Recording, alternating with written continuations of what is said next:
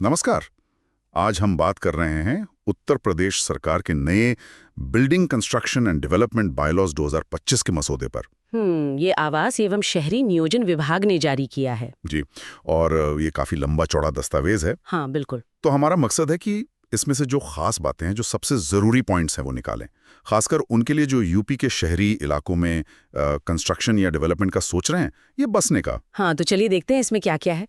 सबसे पहली बात जो मुझे दिखी वो ये कि ये नए नियम कई पुराने रूल्स और गवर्नमेंट ऑर्डर्स को बदल रहे हैं।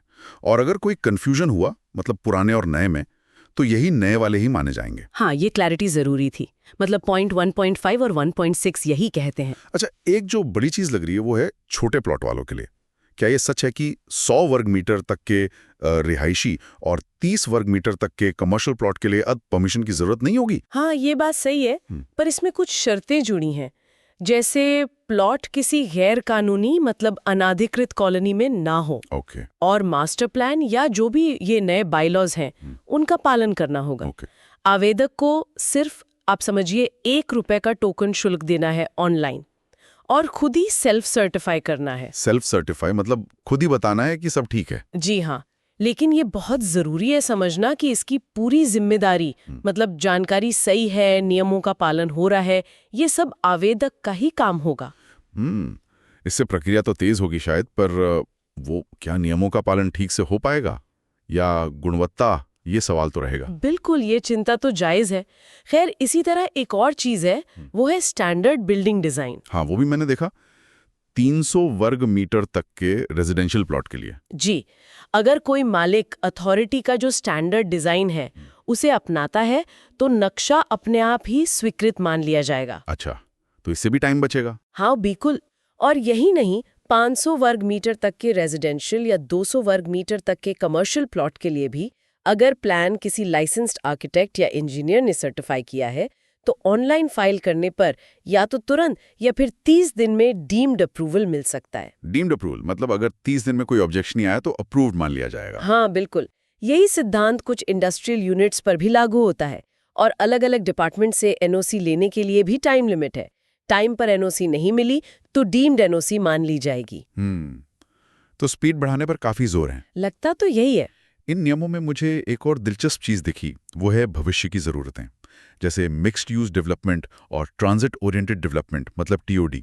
इन पर तो पूरे चैप्टर हैं। हाँ, चैप्टर 8 टीओडी पर काफी फोकस है। ये टीओडी क्या है असल में? देखिए, टीओडी यानी ट्रांजिट ओरिएंटेड डेवलपमेंट का मतलब है कि जो पब्लिक ट्रांसपोर्ट के हब हैं, जैसे मेट्रो स्टेशन, बस अड्डे, उनके आसपास ज्यादा घनी बसावट और मिक्स्ड यूज मतलब दुकानें, ऑफिस, घर सब पास पास वाले डेवलपमेंट को बढ़ावा देना। अच्छा, क्यों? इसका मकसद है कि लोग अपनी गाड़ियों पर कम निर्भर हों।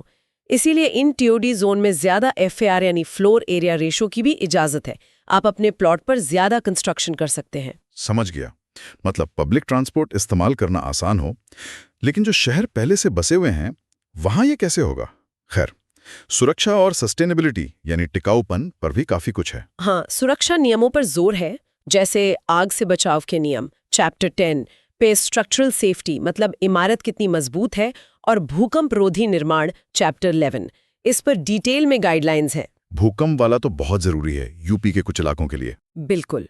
इसमें सीस्मिक स्ट्रेंथनिंग यानी पुरानी इमारतों को मजबूत करना, और एसडीबीआर यानी स्ट्रक्चरल डिजाइन बेस रिपोर्ट जो बताती है कि डिजाइन सुरक्षित है, ये सब शामिल हैं।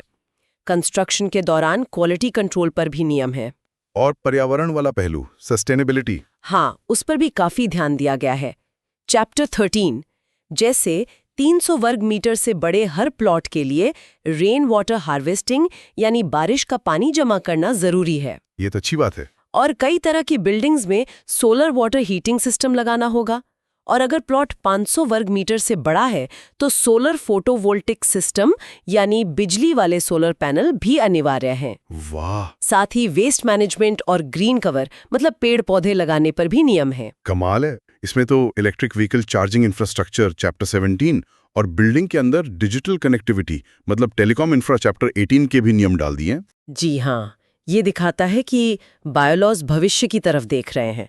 ई मोबिलिटी बढ़ रही है, डिजिटल सर्विसेज जरूरी हैं। हाँ, आजकल तो बिना अच्छे नेट के काम ही नहीं चलता। बिल्कुल। इसीलिए बिल्डिंग्स में कॉमन टेलीकॉम इंफ्रास्ट्रक्चर CTI को अनिवार्य करना एक अहम कदम है। मतलब सभी कंपनियों के लिए एक साझा ढांचा। और वो दिव्यांगों और बुजुर्गों के लिए बाधा रहित माहौल बनाने के प्रावधान भी हैं, चैप्टर 12। हाँ, एक्सेसिबिलिटी पर भी जोर दिया गया है, जो बहुत जरूरी है। तो अगर हम इसे समेटें तो ये नए बायलॉज एक कोशिश लग रहे हैं कि प्रक्रिया आसान हो, मॉडर्न प्लानिंग आइडियाज जैसे TOD और मिक्स्ड यूज अपनाए जाएं, सुरक्षा और पर्यावरण पर फोकस बढ़े और फ्यूचर टेक्नोलॉजी जैसे EV चार्जिंग, डिजिटल इंफ्रा के लिए भी तैयारी हो। हाँ, मोटे तौर पर तो यही तस्वीर उभरती है।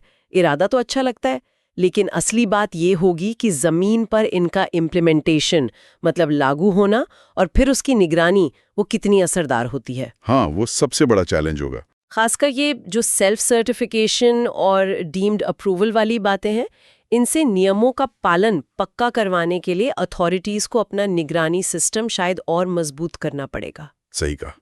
तो ये देखने वाली बात होगी कि ये सब जमीन पर कैसे उतरता है। चलिए, आज के लिए इतना ही।